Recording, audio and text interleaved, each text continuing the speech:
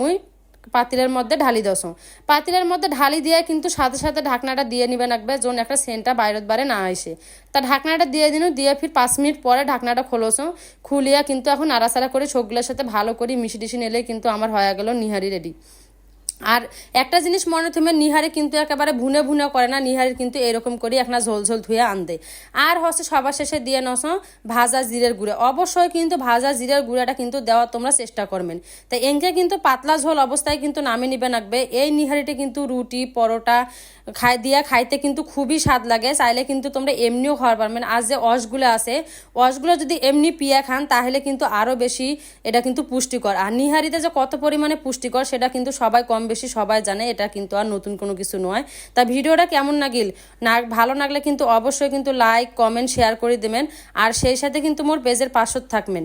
তা দেখছেন কত কিন্তু সুন্দরভাবে মুই তোমাকে নিহারি রান্নাটা করে দেখানো।